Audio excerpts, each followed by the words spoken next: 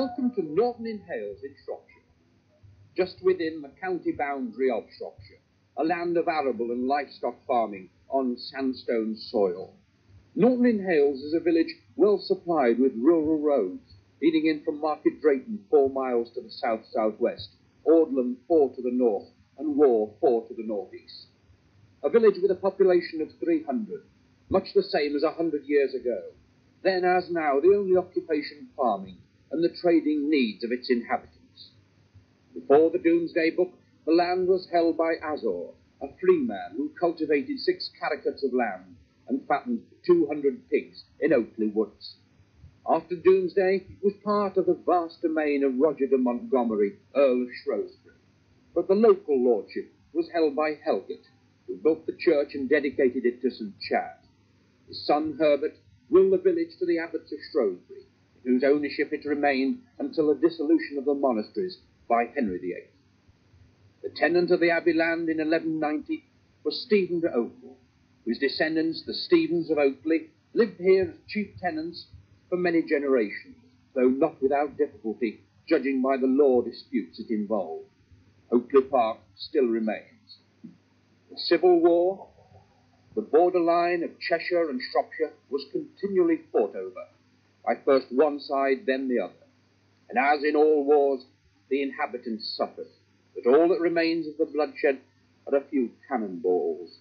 By this time, the Cotton family had begun to establish itself in the village. The great alabaster memorial tomb in the church is to Sir Rowland Cotton and his wife, who died in childbirth in 1606. Another memorial in the church is the church clock, which, temporarily silent, normally plays a tune with chimes every 3 hours. The railways of the 1860s came to Norton with a busy station on the Silverdale and Market Drayton Railway, closed since the war. But standing here in the village green, I face the church of St. Chad, and on my left the road to Audlam and Hind's Head Public House, the council houses of Meadow Lane, 100 or so yards up to the right, and beneath my feet the great granite Bradling stone, on which the foolish who worked afternoon on Shrove Tuesday were bounced. But let us start our visit to Norton in Hales at another place which boasts a stone to commemorate the tragic disaster of 1866, when most of the cattle of this village, as well as 20 million more the length of Europe, died of rinderpest. A stone to mark the loss of 54 beasts by John Eardley, the great-uncle to the present occupant of Norton Farm, Roland Crew. Roland Crew and his family living here. So let's to Norton Farm and find the shepherd in his flock.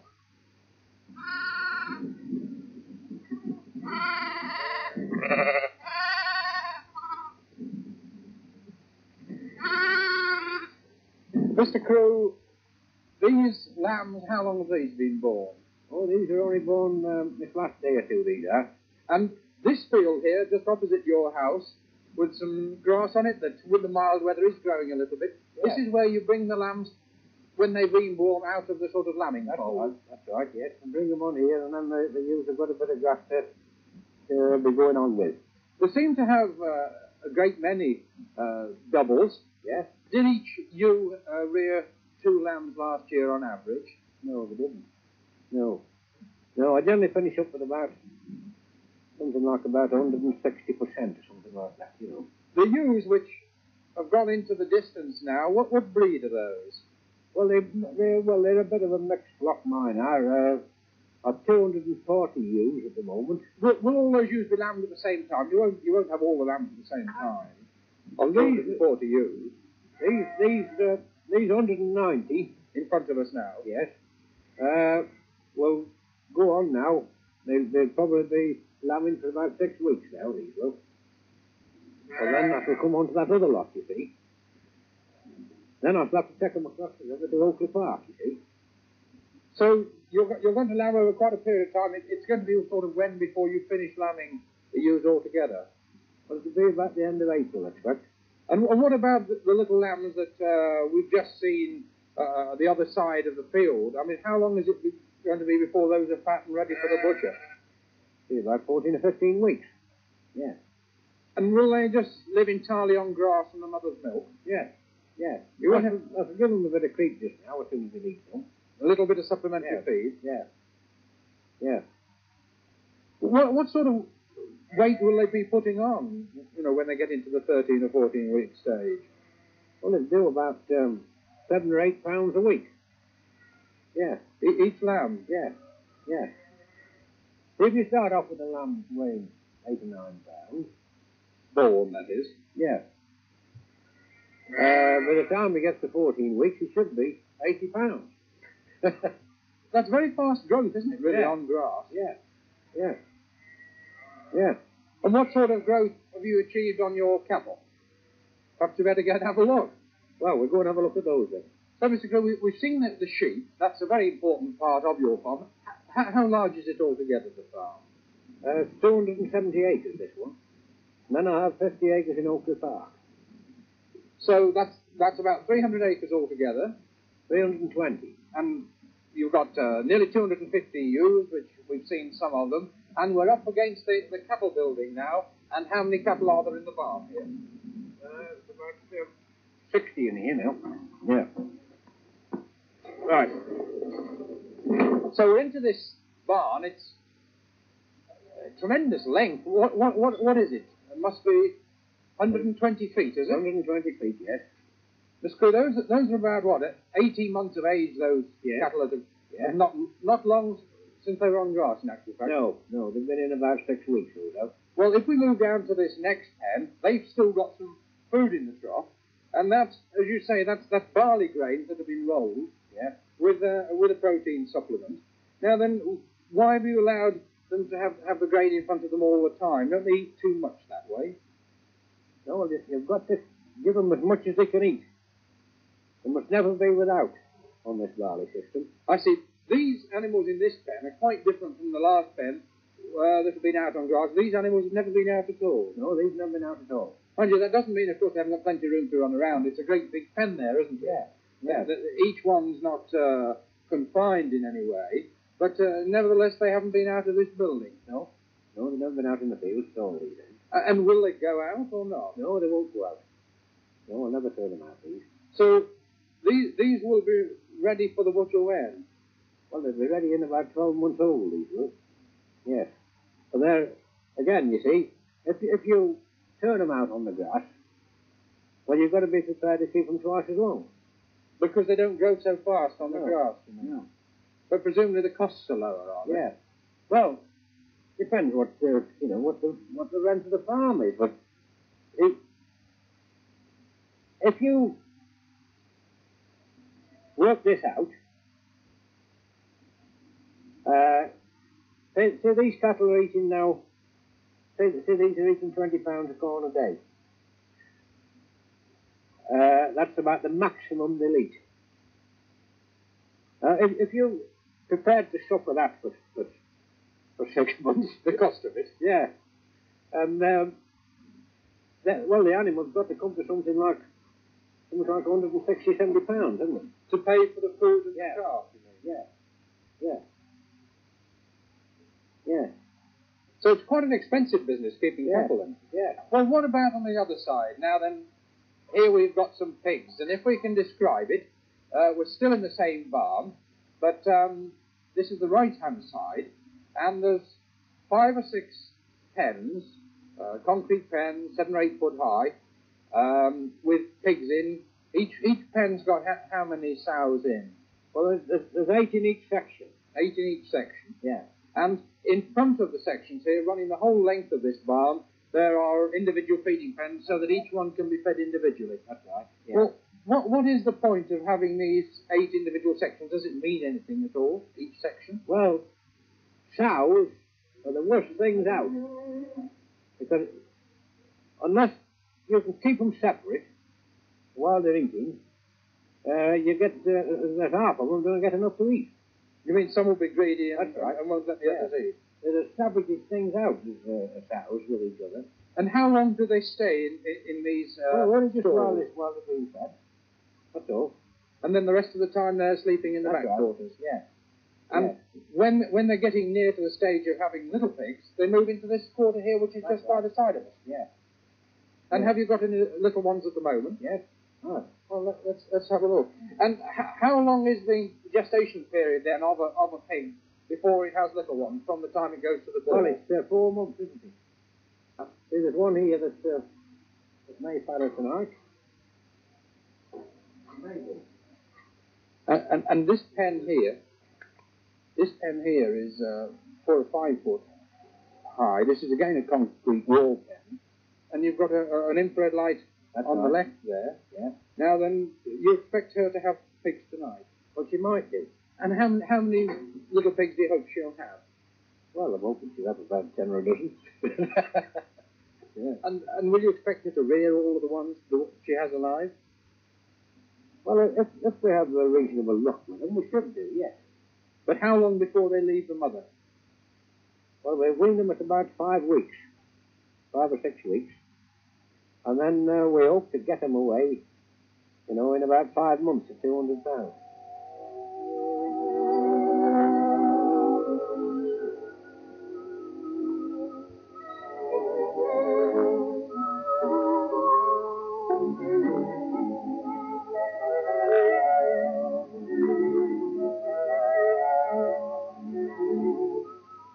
I moved out of the centre of the village now in the Market Drayton direction, not come very far along the lane, and I turned left into Forge Lane. And there, one of the houses is called Dunstampin, and I'm speaking to Mr. Edwin Key. Mr. Key, you had this house built 11 years ago for moving. Why did you call it Dunstampin? Well, because I'd been at the post office, you see, and we'd finished stamping letters. We used to stamp the letters early on. And then that was taken off us, and they did it all at Market Drayton. So, to keep the name going, we had this called Dunstampin. And how long was it that you were at the sub-post office at Norton, Hales? Now, 29 years. But your family have been in the village a very long time. Oh, 100 years, must be. Yeah. Where was that? At the farm. And that's where your grandfather farmed, was it? Yes, he went there as tenant when he got married, and he went there to farm the farm. But you don't remember your grandfather, right? No. Although you're telling me that not only did he farm the 25 acres, but also he was the village cobbler too. Yes, he made clogs. He was a clogger. And did the village lads still wear clogs when you were a boy? Yes, certainly did. We all wore clogs. This was to go to school in, what, these were wooden clogs, were they? Yes, with iron tips on, an iron. Oh, yes. And your father took the farm then off your grandfather? Yes, he took it on as tenant. And did he have it as a full-time occupation, or, did he have another occupation as well? He used to work on the council, carting stones. Yes, I left school at 13 to go home and help cart these stones and gravel and stuff. Where would you be drawing that from? Presumably by horse and cart, anyway. From the station, the stones, and the gravel from a quarry at Emblem Brook. What condition were the roads in? Were they pretty poor? No, they were bad. They made their own roads in them days. They used to break the stones off the fields on the side of the road and make their own roads. Did they? Yeah. Because I remember an old stone breaker. He used to wear, glasses. Thick glasses? With wire in front. I remember him breaking stones, sitting the side of the road up the Hagley Road. And when they say they used to bring the stones off the edge of the road? Out of the fields. And tip them up at the side of the road in a rock. And then he used to break them and put them on the roads. Of course, the rates were nothing in them days.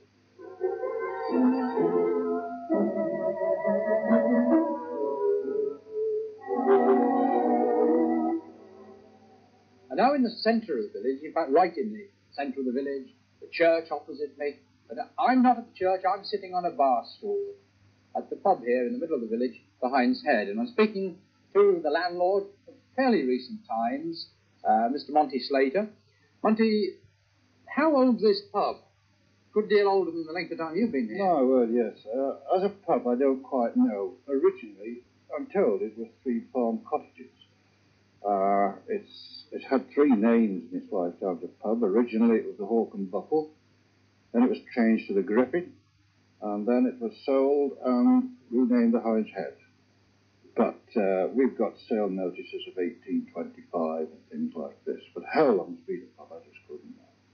It's a lovely old pub, isn't it? Oh, I think so, yeah. It's a good atmosphere, and this is greatly added to by the fact that you brought with you a very considerable collection of what you tell me is correctly called military. That's it. Well, the thing is that I started collecting about 25 years ago. We had to take a pub because the wife and I'm in the house any longer, you see. And they fit in well here. I like it. It's my own little private museum, whether other people like it. I think they do. Lots of people come to see it. Well, you've got it round the walls, on the walls. What have you in actual fact got here, basically? Oh, well, the collection started from ranging from the period of Waterloo to the Crimea. That was it. That was how it's going to be. But then, of course, it keeps growing and growing until eventually you feel like you have to push the walls out. But I'm getting a little bit more selective nowadays, you know. It has to be good. Well, what about those helmets up there above the fireplace? Now, what are some of those? Oh, yes. Well, both of them are Crimea Victorian. There are a few pretty early Victorian ones, but the both of them are of that Crimean period there. You've been, as it were, looking at the Crimea from a long time afterwards. What's your opinion of the military styles and uniforms and equipment then, as far as you can tell? Well, when I mentioned Waterloo to the Crimea, it's 40 years without a war, and dressed everybody up. They looked very marvellous and gorgeous. There wasn't any fighting to do, and they just made the men look more splendid than ever. And this is great. Very difficult to fight in this equipment, but there you are. And I mean, where do you pick them up from? Presumably you could always buy them at Subways and things, but you hardly want to afford always paying those sort of prices. No. Over the years, friendly with a lot of dealers, you meet them in all sorts of places. The most unlikely places swords turn up. And after 25 years, you've got quite a few around, you know. Such as what? What finds have you made? Oh, they've all been finds, but no, they come from all sorts of obscure little places. Dear old ladies come in and say her son brought a saber back from the last war, you see, and you suddenly find you've got a Japanese samurai, something like that, you see, but there you are. It comes in from all sorts of places. Well, the tunics, there's quite a lot of local tunics here. That's the one in the corner, that's for the Shropshire Volunteers, Victorian period again. They're quite Cheshire Yeomanry tunics and things like that. Try and keep it as local as possible. And does it bring in trade, do you think? I mean, do you think it's yes. necessary for a licensee to have his own speciality? No. It doesn't make an awful lot of difference. You get people who are interested. Some people come in and never see it, but because they're not interested, you see. I'll probably go into some other pubs. Poe's got a very fine collection of glass dogs or something, which I haven't even seen and don't even notice, you see. So there you are. It's not part of the secret of being a landlord, then, No. having a collection of something. No. Well, you've been in various pubs. What is the secret of being a landlord? I don't know.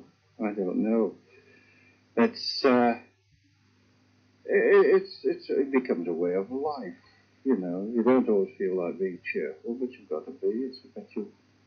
It's a bit like being on the stage, you know. You've got your audience every night, and you have to entertain them. You say it's a bit like a stage, and you have to listen to them all the time. But with all your military around, don't you find people reminiscing at long length on their war service and what they did and didn't do? Oh yes. We have now a great amount of people who are in the right age group of drinking. They come in here, they've served in the army or the Air Force or the Navy during the last war, and they look around here, and it takes them back a little bit. They bring the cap badges in, have to put them up and display them and things like this. Well, it's great, you know, and it's got a particular feel about it. A lot of the younger people like to come in and look at it, and they think it's about 500 years old, but really grandfather wore all this stuff, you know. And people just come in to have a look, and they like it. Monty's pub. Yeah.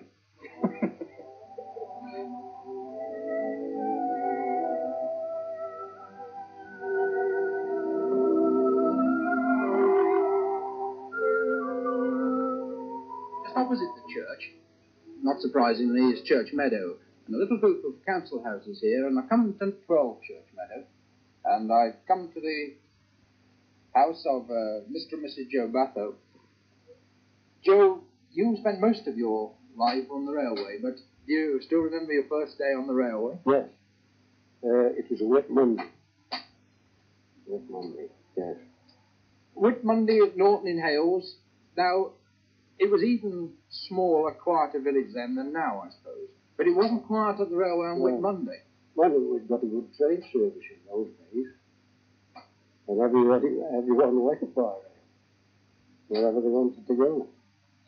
You could go to a football match on a Saturday afternoon, and after the match you'd have a bit of tea in Stoke or Newcastle, and then you could go to the theatre at night and come back and get back here about 10 to 12 at night.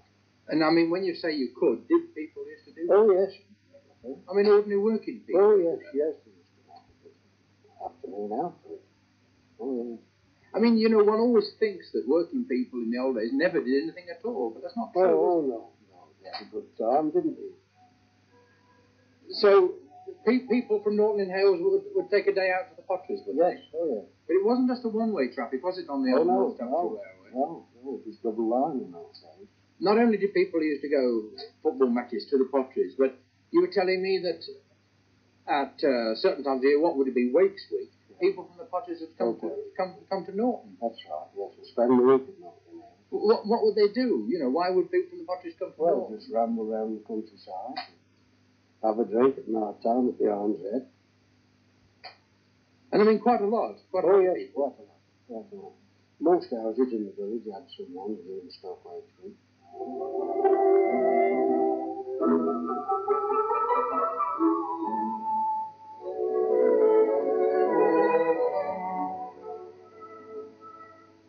Now out in a garden, a spacious garden, here, number 50, Chapel Lane. Not very far away from the centre of the village. But this is a garden with a difference, because we're not looking here at the flowers, we're looking at the inhabitants of the garden in the literal sense, because here lives Paul Bell and his wife Jean. Paul an Englishman, his wife an American, but Paul's particular interest is rather an unusual one, amphibia. That's right. And we're out here in your garden, Paul, and we're standing by a pool now. It's just disappeared, but what was that huge frog that we've just seen? A North American bullfrog brought over from one of the trips to the States last September. And we've got another pool a little bit further up the garden with an enclosure, and what, you know, might it be possible for us to see in there if they weren't hidden away in the leaves and in the vegetation? Quite a number of frogs, toads, lizards, salamanders, a few turtles, tortoises. They're all there hibernating at the moment. This is your interest. In actual fact, it's amphibia, lizards and toads and those sort of things. Yes, the interest in natural history, but particularly this aspect of it, which isn't all that well studied, so there's plenty to learn in the habits now. It isn't very long since you last went on a collecting trip.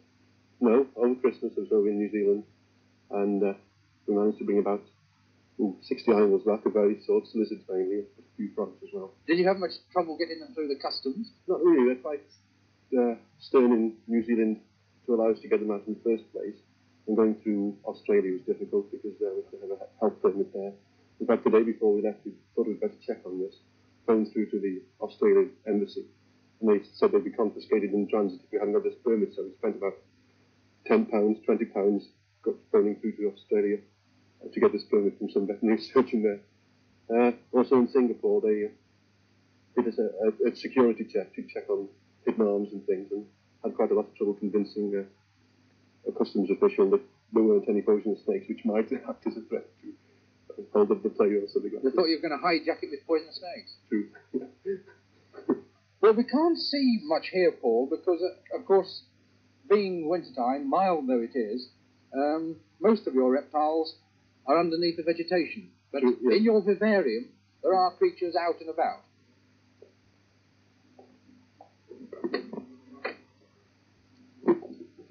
Well, we're stepping into your vivarium now. Not the world's largest vivarium, Paul. Rather warm. We've got a central heating unit here, which acts as a good heater in winter. But what temperature do you try and keep it at? Between 70 and 80 to about 75. It varies a bit with the wind and actual temperature, but it usually stays about 75. And we've got, what, 8 or a dozen aquaria in here. The largest pen here is rather like a miniature greenhouse, 4 or 5 foot long, 2 or 3 feet high. And in it, there are pieces of branch. Now, is it tree frogs, those creatures? Is that what you call them? They've got little suction discs on their feet and they can climb a vertical surface of glass even. Very acrobatic little frogs. They're pretty still at the moment. Put a few flies in there and they'll be leaping all over the place. Well, you say pretty acrobatic little frogs. They're not that small. No, these are large tree frogs. Actually, one of the Latin names is raniformis, which means frog-like. In other words, they have appearance more like the British frog, for example, evolving towards that shape. And are they all the same species? That one there has got sort of like light horns down its back, and the one that's eyeing me rather nastily as sort of greenish. This was a bit of current research I found out when I was in New Zealand. Actually, they were thought for years to be races of the same species, but apparently some lady in I think, Australia found out that they're two separate species. So you've spotted something quite the experts are just haggling over at the moment. And what do they live on? I keep these, of course, in New Zealand at the moment. It's summertime, so they've got to be fed for a few weeks yet. Earthworms, flies. I get maggots from fishing shops and allow them to hatch into flies, and mealworms, which are pet food, obtainable from a few pet shops. It sounds as though it's a full-time job. Well, it's keeping them fed. It is really. Although they've got the beauty of they will go for a day or two without feeding it. They go away or something. They'll look after themselves. There's such a slow metabolism that if they've got a belly full of food, they can live on it for a few days and not suffer at all.